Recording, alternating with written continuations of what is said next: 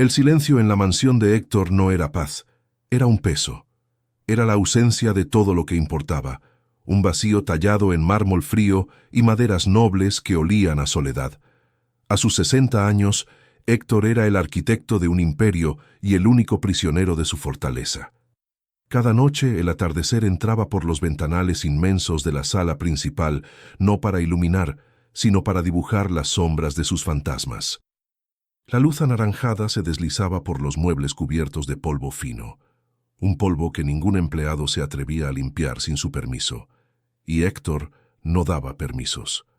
Ya no le importaba el polvo, ya no le importaba el imperio, solo le importaba el silencio, porque en el silencio finalmente podía oír la verdad. Estaba de pie frente a ese ventanal, como cada tarde. No miraba el jardín impecable, un jardín que costaba una fortuna mantener y que él jamás pisaba. Miraba su propio reflejo en el cristal, un reflejo que se oscurecía a medida que el sol moría, y allí, en esa silueta de hombre exitoso, con el traje caro arrugado sobre los hombros caídos, vio el rostro que lo atormentaba. No era el suyo, era el rostro del dolor que había causado. El cristal no le devolvía la imagen del empresario astuto que celebraban las revistas de economía. Le devolvía la mirada rota de Samuel. Hice daño. La voz no era suya. Era un susurro que emergía del pasado, una conciencia que había logrado silenciar durante décadas bajo el estruendo de los aplausos y el ruido de las máquinas de contar dinero. Hice daño a quien me amaba de verdad. Hice daño al único hombre que vio en mí al amigo, y no al socio. Y ahora solo me quedó el silencio. El silencio tenía un nombre, Samuel. Un nombre que sus labios ya no sabían pronunciar, un nombre que se había convertido en un nudo en la garganta, en un sabor a ceniza. Samuel, su amigo, su hermano, el hombre que puso la primera piedra del imperio, mientras Héctor solo ponía la ambición. Samuel, con sus 35 años de entonces, con esa integridad ingenua, con esa fe ciega en la bondad humana, una fe que Héctor había usado como arma para destruirlo. La mansión, con sus techos altos y sus pasillos interminables, se sentía como una catedral dedicada a un dios muerto, el dios del éxito. Héctor caminaba por ella, y el eco de sus propios pasos era un reproche. Cada objeto de arte, cada jarrón invaluable, cada alfombra traída de Oriente, era un ladrillo más en el muro de su arrepentimiento. Había comprado el mundo, pero no podía comprar un solo segundo de paz. Había construido un monumento a su arrogancia, y ahora vivía en sus ruinas. El aire era denso, inmóvil. En esa casa no había vida. Los empleados se movían como espectros, hablaban en susurros, respetando el luto autoimpuesto de su patrón. Pero no era un luto por alguien muerto, era un luto por la vida que él mismo había asesinado. La vida de Samuel, la suya propia. La culpa, había descubierto Héctor, no era un evento. No era un rayo que caía y desaparecía. Era un clima, era una humedad constante que se metía en los huesos, que enfriaba la sangre. Era despertarse a las 3 de la mañana, con el corazón latiendo al ritmo de una pregunta. ¿Por qué? Porque lo hizo. La respuesta era tan simple y tan monstruosa, por nada, por más, por el simple placer de demostrar que podía, porque la integridad de Samuel era un espejo que le devolvía su propia podredumbre, y no soportó la imagen. Decidió romper el espejo. Cerró los ojos frente al ventanal, pero la imagen de Samuel no desapareció. Estaba grabada en el interior de sus párpados. La vio con una claridad dolorosa, no como el hombre roto que había dejado atrás, sino como el joven lleno de sueños que había conocido 20 años antes. Lo vio en la pequeña oficina que compartían, esa que olía a café barato y a planos dibujados a mano. Samuel riendo con la camisa arremangada, hablando de un futuro donde no solo construirían edificios, sino hogares. Un futuro donde la ética no era negociable. Héctor recordó la textura de esos primeros sueños. Recordó la calidez de esa amistad. Eran dos mitades de un todo. Samuel era el alma, Héctor era la fuerza. Pero la fuerza decidió que no necesitaba alma. Y entonces la memoria dio un salto. El recuerdo que él había intentado enterrar bajo millones de dólares. La sala de juntas, fría, impersonal, la misma sala donde ahora se sentaba solo. Pero esa vez no estaba solo. Estaba Samuel, pálido, confundido, con los papeles en la mano. Los papeles que transferían todo el control a Héctor, usando una cláusula legal que Samuel, en su confianza, nunca había leído. «Héctor, ¿qué es esto?». La voz de Samuel. No era una voz de rabia. Era una voz de incredulidad. La voz de un niño al que acaban de apuñalar. Héctor en ese entonces ni siquiera levantó la mirada de sus zapatos italianos. Recordaba el brillo de sus zapatos, un brillo perfecto. Recordaba el sonido de su propia voz, fría, cortante, ensayada. Son negocios, Samuel. Es solo la forma en que el mundo funciona. Pero éramos amigos, éramos hermanos. Y Héctor, el arquitecto de la traición, había respondido con la frase que sellaría su condena. La amistad no paga las facturas, Samuel. Creí que lo habías entendido. Vio cómo la luz se apagaba en los ojos de su amigo. Vio cómo un hombre de 35 años envejecía 30 años en 30 segundos. Vio cómo el alma de Samuel se partía en dos, y en lugar de sentir remordimiento, sintió poder. Sintió el triunfo frío y metálico de la arrogancia. Había ganado. Ahora, en la soledad de su mansión, en el silencio de su vida vacía, Héctor comprendía la magnitud de su error. No había ganado nada. Había perdido lo único real. El reflejo en el cristal se había vuelto casi invisible con la oscuridad de la noche, pero Héctor seguía viéndolo. El rostro de Samuel, congelado en ese instante de traición. «Yo no sabía», susurró Héctor al cristal, una confesión al vacío. «Yo no sabía que el silencio pesaba tanto. No sabía que el precio de mi imperio era mi propia alma. Creí que estaba construyendo un legado y solo estaba cavando mi tumba. Una tumba de lujo, sí, pero una tumba al fin y al cabo». La primera lágrima de Héctor en 20 años rodó por su mejilla. No fue una lágrima de tristeza, fue una lágrima de terror. El terror de entender demasiado tarde que había hecho daño a quien lo amaba de verdad. Y que la única respuesta a su crimen era ese silencio infinito, ese eco de la nada que ahora era su única compañía. El dolor apenas comenzaba. La culpa, que había sido una sombra, ahora tomaba forma. Tenía un rostro, tenía un nombre, y lo miraba desde el espejo. Aquella primera lágrima no trajo alivio. Fue solo la primera gota de una inundación contenida durante 2 décadas. El terror de la autoconciencia es que, una vez que se abre la puerta, no se puede volver a cerrar. Héctor se alejó del ventanal, de ese espejo que le había mostrado la verdad, y se sintió extrañamente ligero, como si una parte de él se hubiera desprendido. Pero era una ligereza enfermiza, la levedad del que ha perdido demasiado peso, la del que está hueco por dentro. El silencio de la mansión, que antes era un peso, ahora era un abismo, y en ese abismo, los ecos del pasado comenzaron a rugir.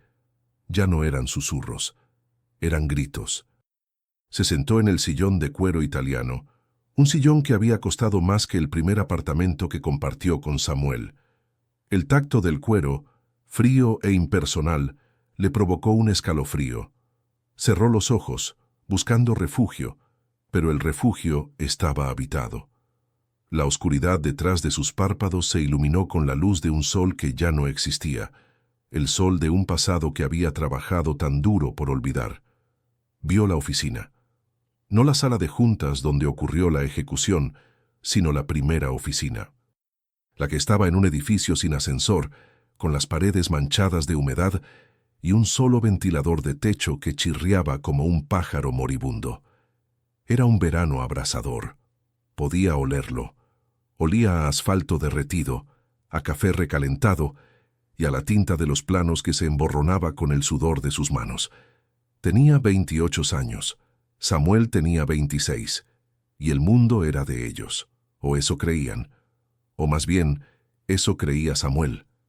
Héctor solo creía en sí mismo. Pero en ese entonces, la amistad lo disimulaba. Vio a Samuel de pie junto a la ventana abierta, no una ventana panorámica, sino una ventana sucia que daba a un callejón de ladrillos. Samuel no bebía el café, lo inhalaba. Tenía una energía que vibraba, una fe inquebrantable en que lo que hacían era importante. No construían edificios, construían sueños.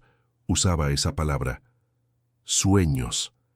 A Héctor la palabra le parecía blanda, cursi.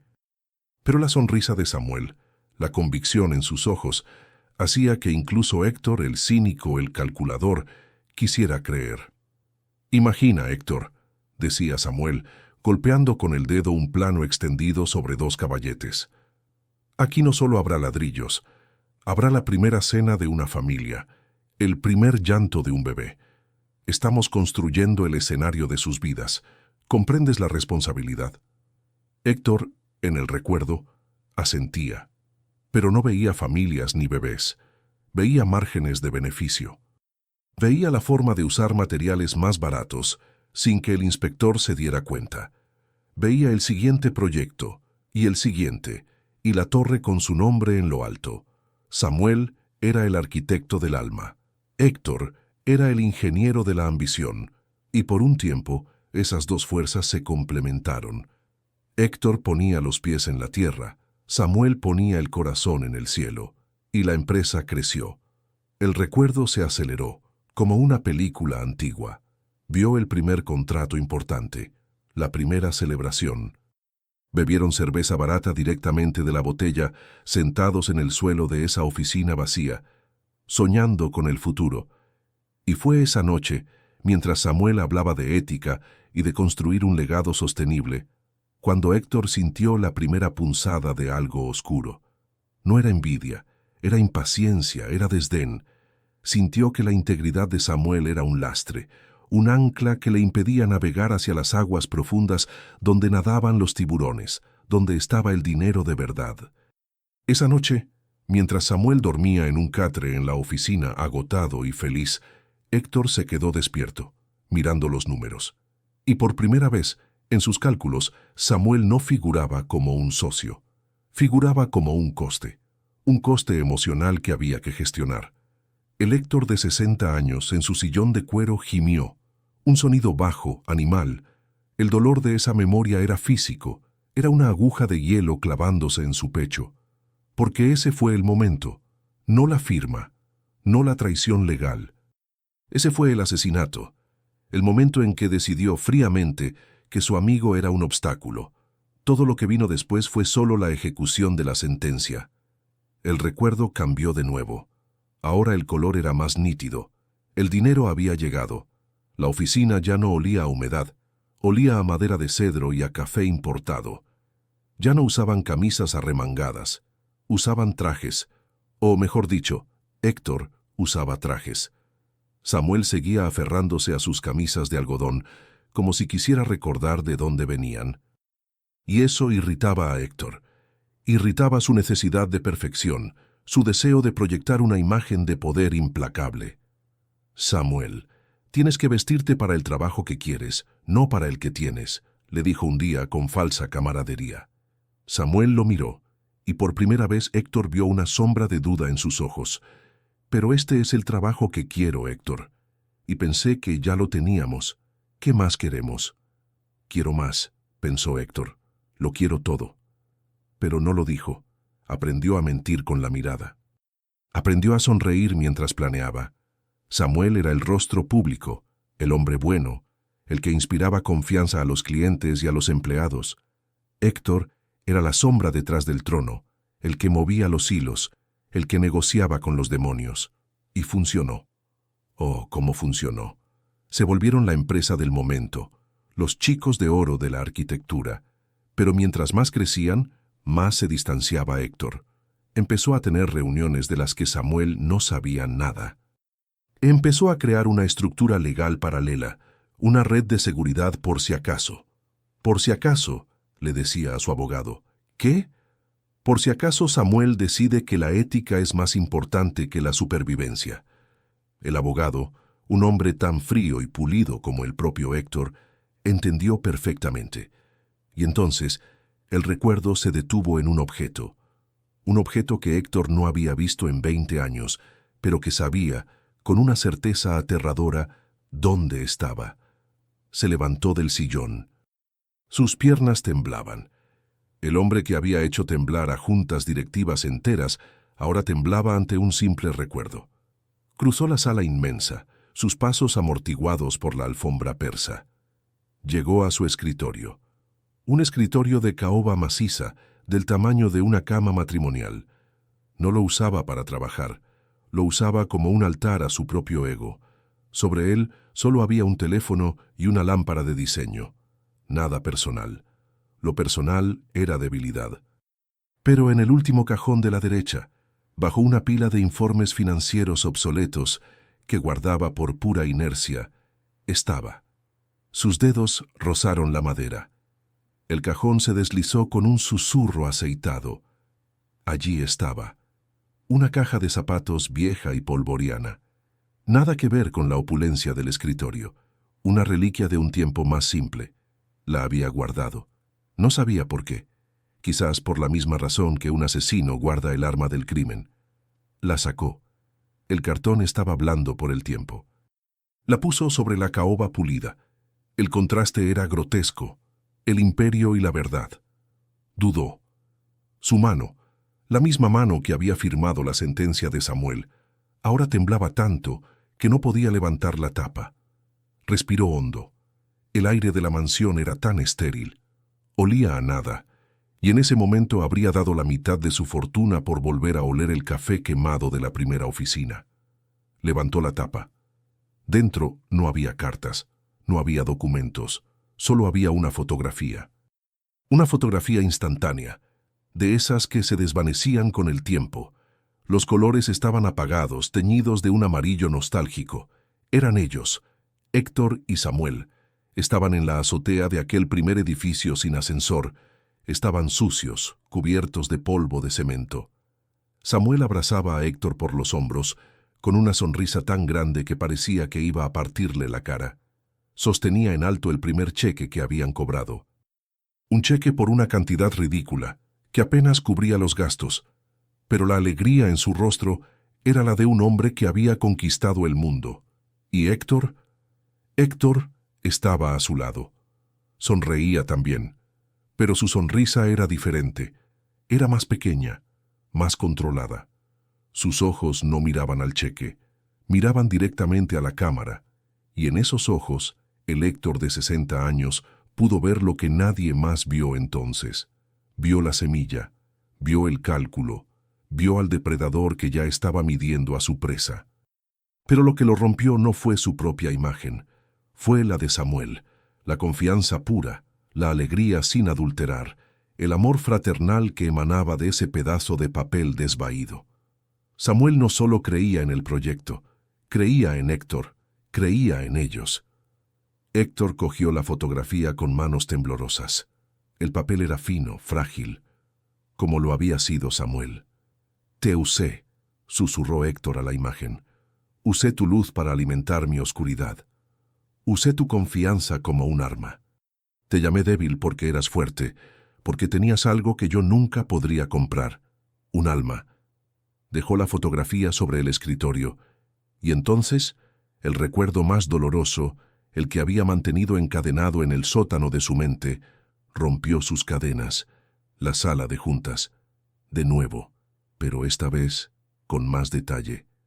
Vio el reflejo de las luces fluorescentes en la mesa pulida, vio la jarra de agua intacta, vio al abogado de Héctor sentado en un rincón, como un cuervo esperando la carroña.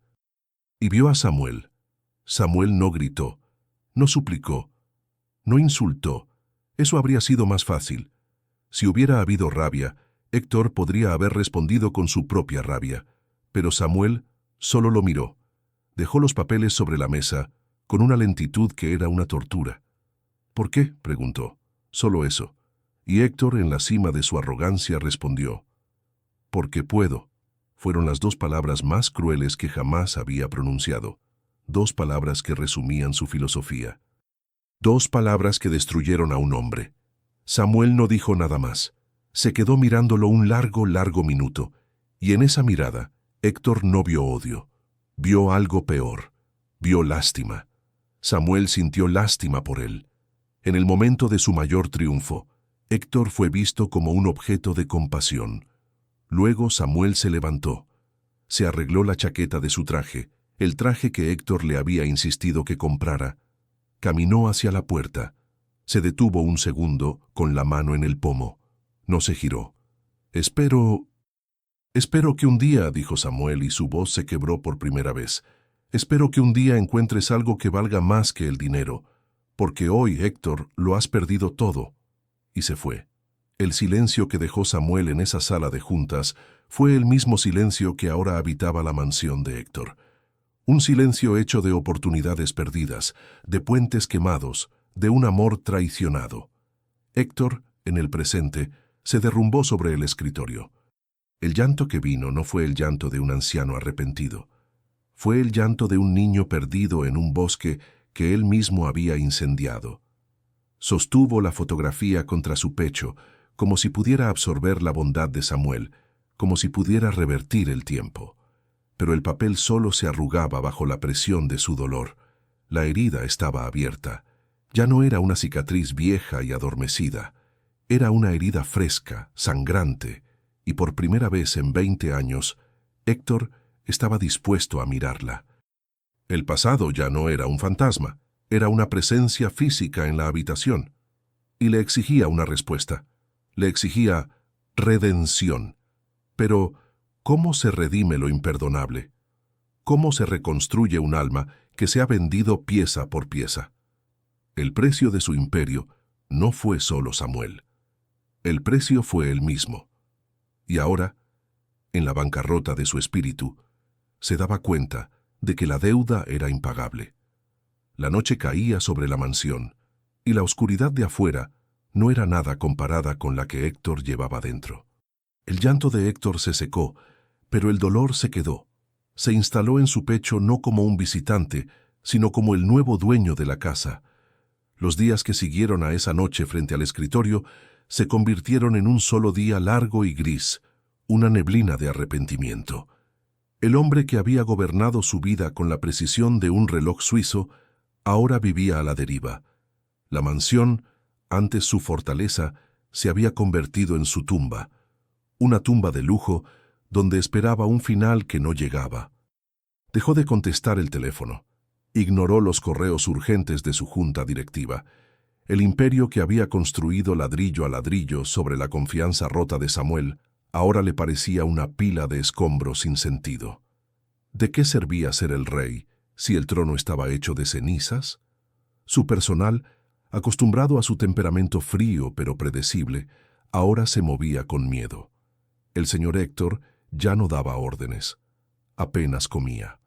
Lo encontraban en la biblioteca, no leyendo, sino mirando un punto fijo en la pared durante horas, o lo veían en el jardín, bajo la lluvia, inmóvil, como una estatua erosionándose.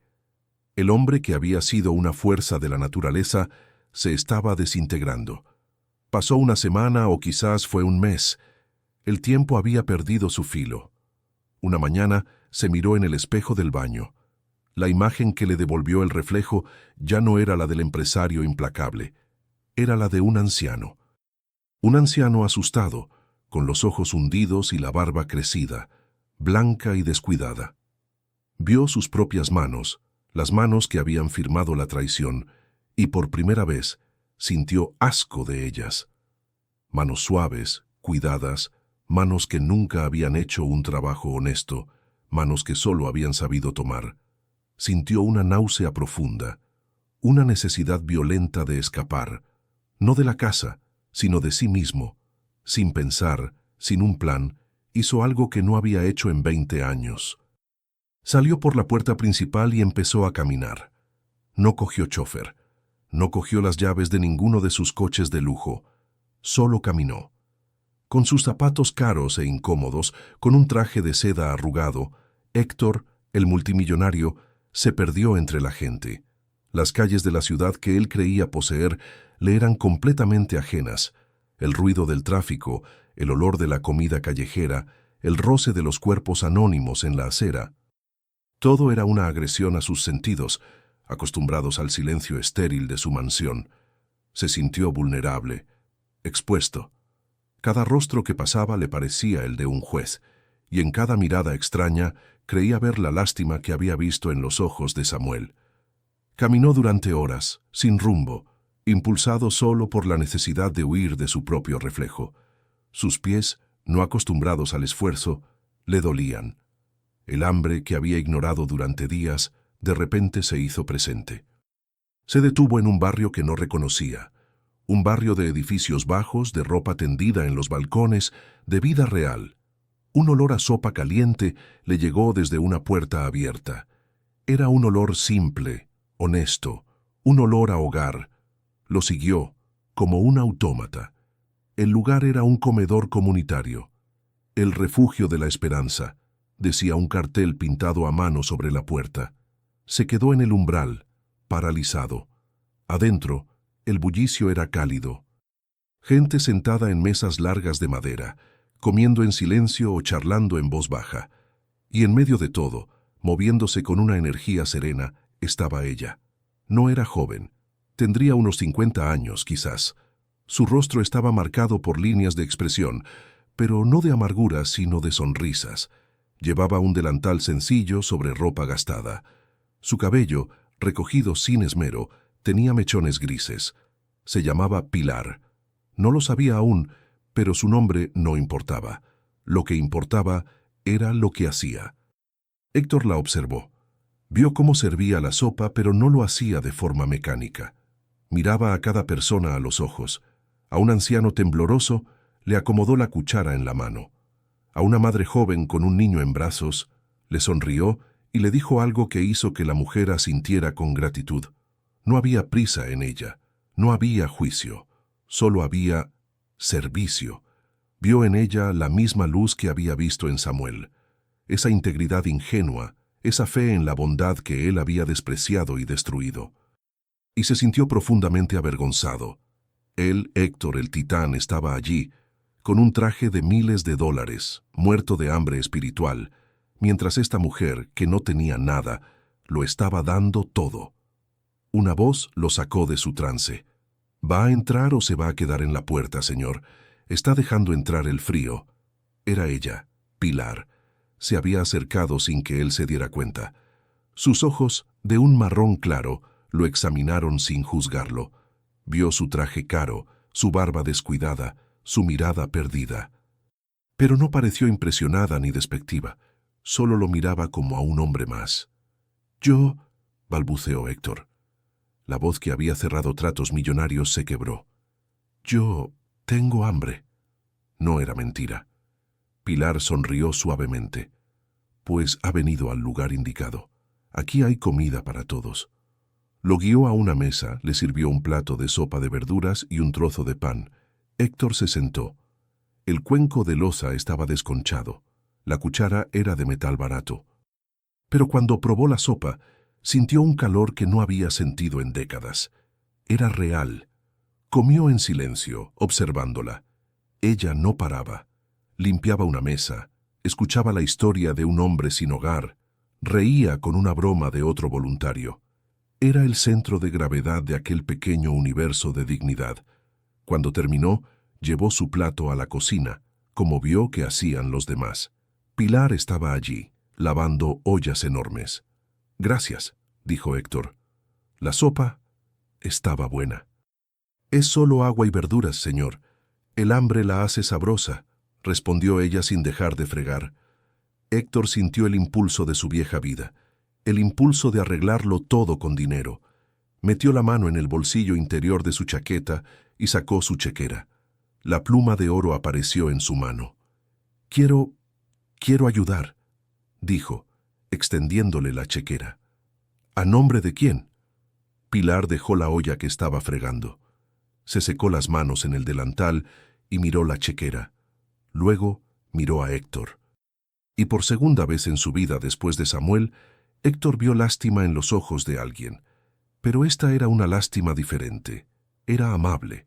Ella puso su mano callosa sobre la mano de Héctor, la que sostenía la pluma, y suavemente le cerró la chequera. «Guarde su dinero, señor», dijo con una voz suave pero firme. «No lo necesitamos». Héctor se quedó helado. Era la primera vez que alguien rechazaba su dinero. «Pero, ¿cómo? Este lugar necesita fondos». «Claro que sí. Pero lo que más necesitamos no está en esa chequera». Ella miró sus propias manos, enrojecidas por el agua caliente y el jabón. «Necesitamos manos. Manos que laven estas ollas. Manos que pelen patatas. Manos que escuchen a un hombre que no ha hablado con nadie en una semana». Levantó la mirada hacia las manos de Héctor. Manos suaves, manos limpias, manos inútiles. «Sus manos», dijo Pilar. «Parece que no han trabajado mucho últimamente». La verdad de esa frase lo golpeó como un puñetazo. La arrogancia de Héctor quiso revelarse. ¿Quién era esa mujer para hablarle así? Pero la arrogancia ya no tenía fuerza, solo quedaba la culpa. «Usted no sabe quién soy yo», susurró Héctor en un último intento de defensa. «No», admitió Pilar, volviendo a su olla. «No sé quién es usted, pero sí sé lo que veo. Veo un hombre tan hambriento como cualquiera de los que están ahí fuera. Pero su hambre no se cura con sopa». Héctor se quedó inmóvil. Ella no lo había reconocido. Para ella, él no era el magnate. Era solo un alma perdida con un traje caro. Y en esa anonimidad encontró una extraña liberación. Sintió el peso de la fotografía de Samuel en el bolsillo de su pecho donde la había guardado. La traición, las manos de Samuel, siempre sucias de trabajo, y las manos de esta mujer. Tomó una decisión, la primera decisión emocional real en su vida. No fue una decisión de negocios, fue una decisión de supervivencia espiritual. «¿Qué hay que hacer mañana?», preguntó. Pilar se detuvo de nuevo, sorprendida. «Disculpe». «Mañana», repitió Héctor, su voz ganando una pizca de la fuerza que había perdido. «Las patatas. ¿A qué hora hay que empezar a pelarlas?». Pilar lo miró fijamente, buscando la burla en sus ojos, pero solo encontró una desesperación honesta. «A las 7 de la mañana», dijo ella finalmente, «pero el trabajo es duro, y no pagamos bien». «No quiero dinero», dijo Héctor. «Ya lo sé», dijo Pilar, y por primera vez le sonrió de verdad. «Traiga un delantal». Héctor asintió. Salió del comedor comunitario y volvió a las calles. La ciudad ya no parecía tan agresiva. El sol comenzaba a ponerse, el mismo sol que moría cada tarde en los ventanales de su mansión. Pero esa noche, por primera vez, la oscuridad no le daba miedo. Tenía un lugar donde estar a las 7 de la mañana. No sabía si era redención, no sabía si era penitencia, pero era un comienzo, era un cambio. Y por primera vez en 20 años, el silencio en su cabeza fue reemplazado por el sonido de una simple instrucción: a las 7 de la mañana. El arquitecto de un imperio vacío iba a aprender a pelar patatas. Héctor llegó a las 6:55 de la mañana. No había dormido. Había pasado la noche en su mansión, pero por primera vez la casa le pareció una cáscara ajena.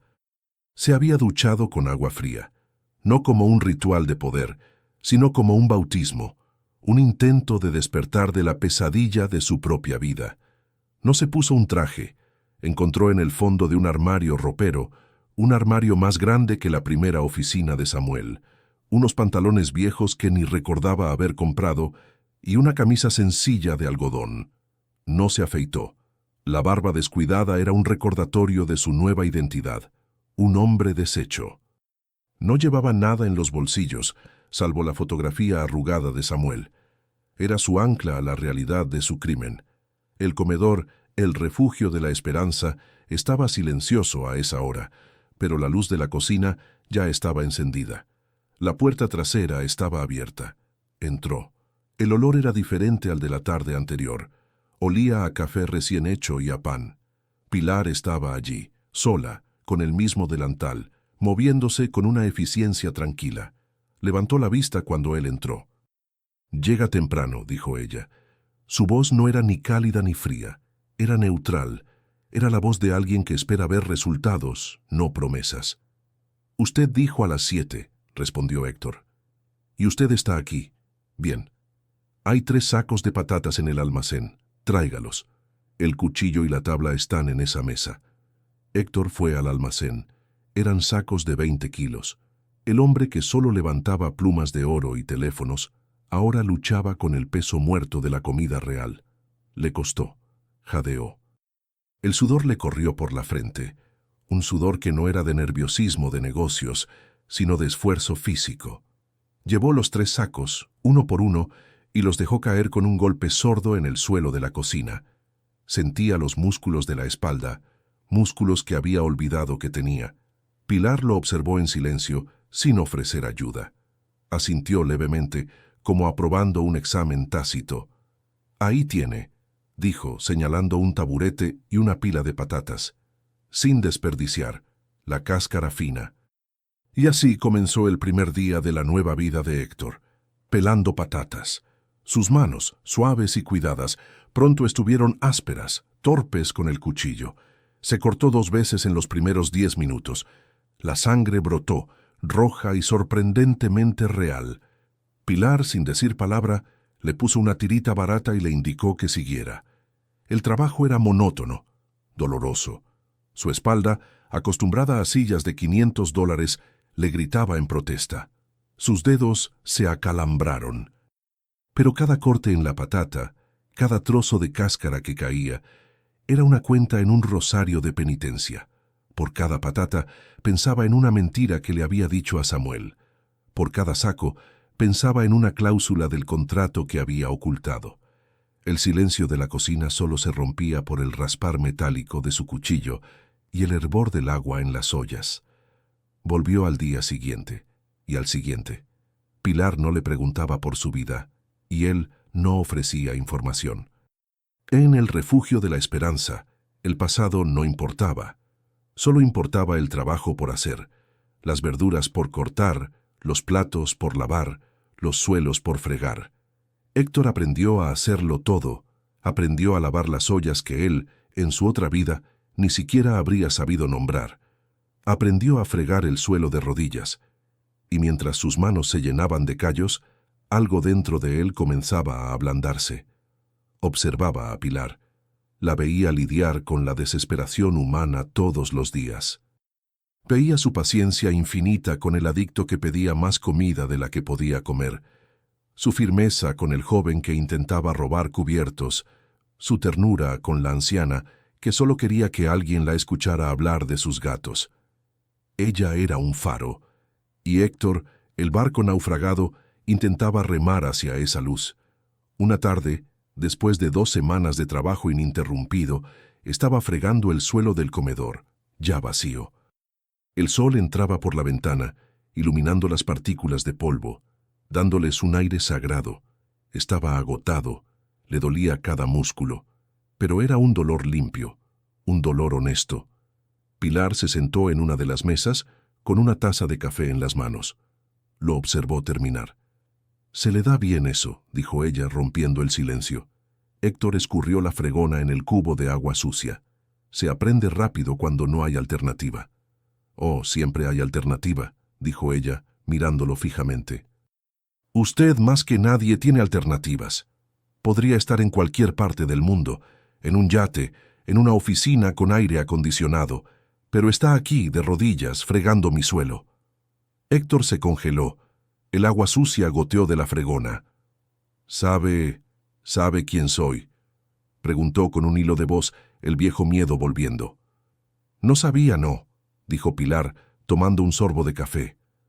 Pero Javier, uno de los voluntarios, el que estudia economía, lo reconoció ayer. Héctor Morales. El dueño de media ciudad, el hombre que vale más que el presupuesto de un país pequeño. Héctor se levantó lentamente, se sintió desnudo, se sintió descubierto, esperaba el juicio, la acusación, el desprecio. «Y supongo que ahora me pedirá que me vaya», dijo, su voz volviendo a ser la del empresario arrogante, una defensa inútil. «¿Irse?», rió Pilar suavemente. Hombre, si supiera la de veces que he soñado con tener a un multimillonario fregando mis suelos gratis. No, señor Morales, no le voy a pedir que se vaya. Se hizo un silencio. Héctor no entendía.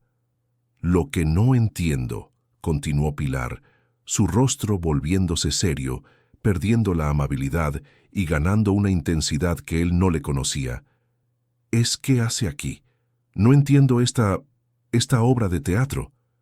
No es una obra de teatro, dijo Héctor, y la desesperación en su propia voz lo sorprendió. ¿Es qué? ¿Culpa? ¿Aburrimiento? ¿Una crisis de la edad? Es redención, susurró él, y la palabra sonó extraña en sus labios. Pilar dejó la taza sobre la mesa con un golpe seco. El sonido resonó en el comedor vacío. Redención, repitió ella, y su voz era filo puro. No me hable de redención. La redención no es un pasatiempo para ricos aburridos. La redención es un trabajo sucio, y usted no sabe nada del trabajo sucio. Pero he estado aquí, empezó Héctor, señalando sus manos callosas. Oh, sus manos, se burló ella, levantándose. Se ha ensuciado las manos 2 semanas y cree que eso limpia un alma. ¿Sabe lo que es la redención, señor Morales? Es mirar a los ojos al dolor que causó. Es enmendar el daño, no esconderse de él. Héctor retrocedió. La fuerza de Pilar era un muro. «Usted no se está redimiendo», dijo ella acercándosele, sus ojos marrones encendidos. «Usted se está escondiendo. Se esconde de su vida lujosa aquí, entre los pobres, jugando al santo. Pero la suciedad de la que huye no está en sus oficinas. Está aquí», gritó golpeando su propio pecho y luego señalando el de Héctor. «Está aquí dentro». El mundo de Héctor se desmoronó. Ella tenía razón. Había cambiado una prisión de lujo por una prisión de trabajos forzados, pero seguía siendo un prisionero. Seguía huyendo de Samuel. Yo no sé cómo», balbuceó, sintiéndose de nuevo un niño asustado. «¿No sabe cómo?», dijo Pilar, su voz bajando de volumen pero aumentando en intensidad. «Empiece por decir la verdad. No a mí, a usted mismo. ¿Qué hizo? ¿Qué crimen lo trae aquí de rodillas, fregando un suelo que no le importa?» Héctor temblaba. Miró a esa mujer simple que cocinaba sopa y que veía directamente a través de su armadura de oro, y supo que ya no podía mentir. Ya no podía esconderse. Sacó la mano del bolsillo. No sacó la chequera. Sacó la fotografía arrugada de Samuel. Sus manos temblaban tanto que casi se le cae. Se la extendió a Pilar. «A él», dijo Héctor, y su voz se rompió en 1000 pedazos. «Hice daño a quien me amaba de verdad. Su nombre era Samuel, era mi amigo, era mi hermano, y yo lo destruí». La confesión quedó flotando en el aire, en medio del polvo iluminado por el sol. Le robé su empresa, le robé sus sueños, le robé su fe, lo dejé sin nada, no por necesidad, ni siquiera por ambición. Lo hice porque podía. Lo hice para demostrar que yo era más fuerte. Y él solo me miró con lástima. Las lágrimas corrían por el rostro de Héctor. Lágrimas calientes, sucias, lágrimas que no limpiaban nada, solo quemaban. Se derrumbó. No en el suelo, sino por dentro. Cayó de rodillas, no por el trabajo, sino por el peso de la verdad. El cubo de agua sucia se volcó y el agua gris se extendió por el suelo limpio, como su culpa manchándolo todo. Pilar lo miró, allí arrodillado, un hombre poderoso reducido a un despojo tembloroso. Vio la fotografía. Vio al joven sonriente y al depredador a su lado. Vio el dolor genuino, el dolor desgarrador de un alma que finalmente se ha visto en el espejo. El grito de Héctor fue silencioso. Fue un ahogo, un espasmo de dolor que le sacudió todo el cuerpo. «Lo maté», susurró. «Aunque siga vivo, yo lo maté». Pilar dejó que el silencio se asentara.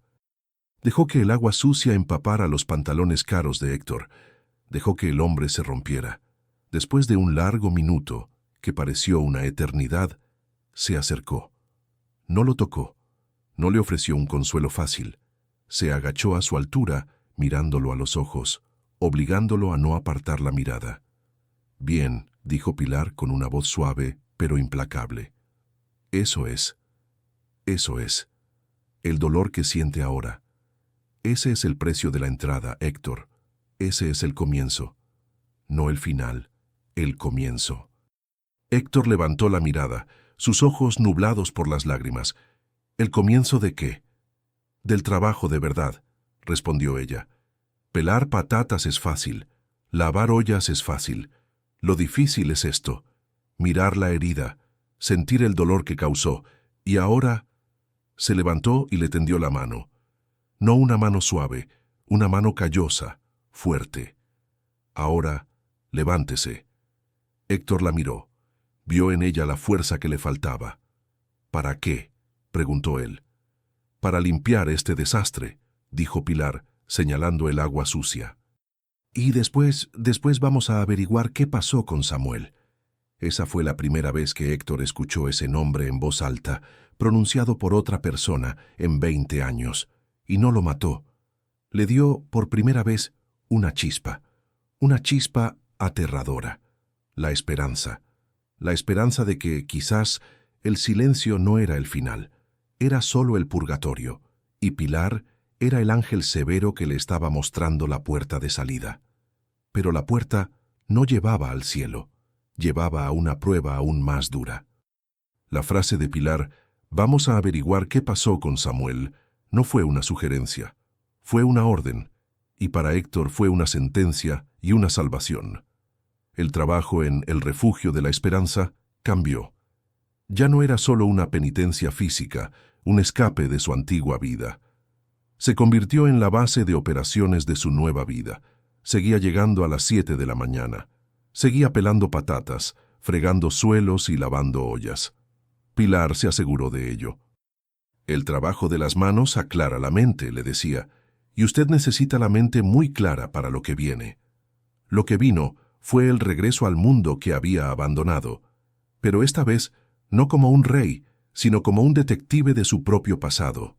Con la ayuda reticente de Pilar, que actuaba como su brújula moral, Héctor empezó a usar los recursos que le quedaban, pero lo hizo de una forma nueva. Vendió uno de sus coches de lujo, el más ostentoso, y con el dinero contrató a un investigador privado. No uno de los tiburones corporativos que solía emplear para espiar a sus competidores, sino un hombre mayor, discreto, recomendado por un abogado de causas sociales que Pilar conocía. La instrucción fue simple. Encuentre a Samuel, no lo contacte, no lo asuste.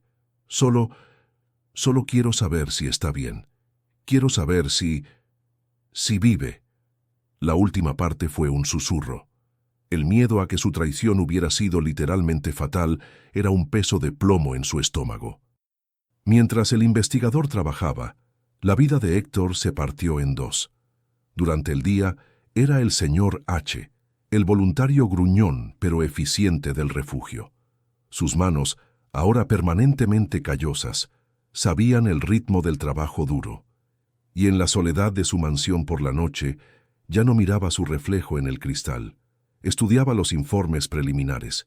Las primeras noticias fueron un alivio y una puñalada. Samuel estaba vivo. No era rico, no era famoso. Después de la traición, había desaparecido del mundo corporativo, había perdido todo. La empresa, su reputación, su casa. Durante un año, su rastro se perdió. Héctor sintió la náusea de la culpa. Ese año perdido era obra suya, pero Samuel no se había quedado roto. Había resurgido. Lejos de la ciudad, lejos del acero y el cristal, en un pequeño pueblo costero a cientos de kilómetros. El investigador envió el informe final. Héctor lo abrió con manos temblorosas, en la cocina del refugio antes de que nadie llegara, bajo la única luz del extractor. El informe contenía una dirección y una fotografía reciente. Héctor miró la foto y el aire abandonó sus pulmones.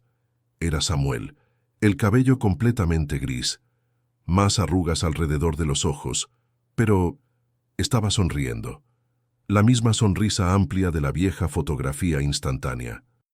Estaba de pie frente a un edificio pequeño, de madera, con un cartel que decía Biblioteca y Taller Comunitario. Estaba rodeado de niños que lo miraban con adoración. Sostenía un libro en una mano y un martillo en la otra.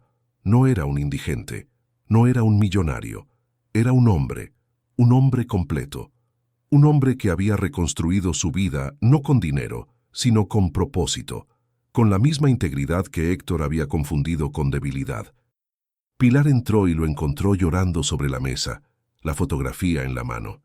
Esta vez, las lágrimas no eran de culpa, eran de algo más complejo, eran de asombro. «¿Lo encontraste?», dijo ella, suavemente. «No», respondió Héctor, levantando la mirada, sus ojos claros por primera vez. «Él se encontró, yo solo lo veo». Ese día, Héctor no peló patatas. Le pidió las llaves de la vieja furgoneta del refugio a Pilar.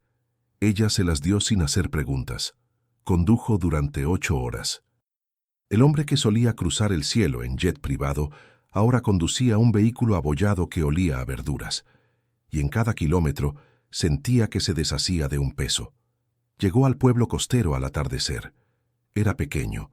El aire olía a sal y a pino. Encontró el taller comunitario. Y allí en la puerta cerrando estaba él, Samuel. Héctor se quedó al otro lado de la calle, oculto en la sombra de un árbol. Su corazón latía con la fuerza de un animal enjaulado. Quería correr, quería gritar «perdón». Quería arrodillarse, pero se quedó inmóvil. Vio a Samuel hablar con una mujer, reírse. Vio cómo se agachaba para atarle el zapato a un niño que corría. Vio la paz en sus movimientos. Vio al hombre que él no había logrado destruir. Vio al hombre que era fundamentalmente mejor que él. Y en ese instante, Héctor entendió la verdadera naturaleza de su crimen y la única redención posible. Su redención no consistía en que Samuel lo perdonara. Samuel ya no lo necesitaba. Su perdón era irrelevante. La redención de Héctor consistía en entender por fin lo que Samuel siempre había sabido: que la vida se trataba de construir, no de tomar. Que el valor de un hombre no estaba en su cuenta bancaria, sino en las vidas que tocaba. Vio el rostro de Samuel, el rostro que había atormentado su reflejo. Pero ya no era el rostro del dolor que él había causado. Era el rostro de la resiliencia, el rostro de la gracia.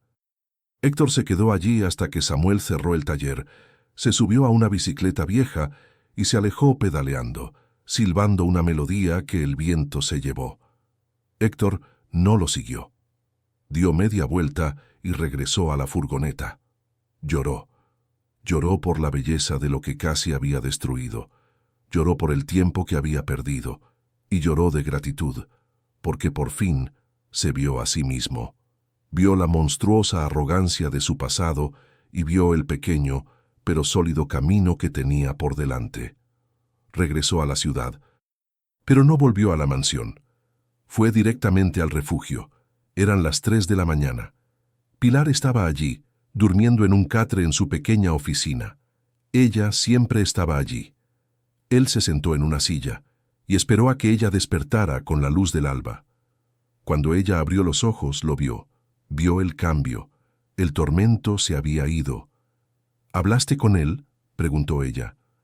«No», dijo Héctor. «No era necesario. Él ya estaba a salvo. Era yo quien estaba perdido. Y creo que por fin he encontrado el camino». Pilar asintió, una sonrisa lenta y cansada en su rostro. «Bien, porque los sacos de patatas acaban de llegar». Héctor sonrió. «Será un honor». La mansión se vendió. El imperio corporativo fue desmantelado. No de forma destructiva, sino sistemática. Héctor usó su genio financiero por última vez, no para acumular, sino para distribuir. Creó una fundación. El Fondo Samuel la llamó, aunque Samuel nunca lo sabría. Una fundación dedicada a financiar cientos de refugios de la esperanza y bibliotecas comunitarias por todo el país. Puso a Pilar al frente de todo, dándole el control absoluto. Y Héctor desapareció. No murió. Simplemente dejó de ser Héctor Morales, el magnate. Se quedó con lo puesto y una pequeña pensión. El último lugar donde lo vieron fue en la estación de autobuses. Años después, en un pequeño pueblo costero muy lejos de allí, un hombre anciano con las manos callosas y la barba blanca se sienta en el porche de un taller de madera, enseñando a un niño a lijar una silla. El aire huele a sal y a pino. No es Samuel, no es Héctor, es solo un hombre, en silencio, en paz. La verdadera redención no consiste en ser perdonado, consiste en convertirse en la persona que no habría cometido el crimen. Héctor aprendió demasiado tarde que el silencio que tanto temía no era la ausencia de ruido, era la ausencia de propósito. Y ahora, el sonido de la lija sobre la madera, el sonido de la risa de un niño, lo era todo. A veces, la vida no te devuelve lo que perdiste, te obliga a construir algo nuevo sobre la ruina de lo que destruiste. Te enseña a amar, no el reflejo de tu poder, sino el valor de un simple trozo de madera.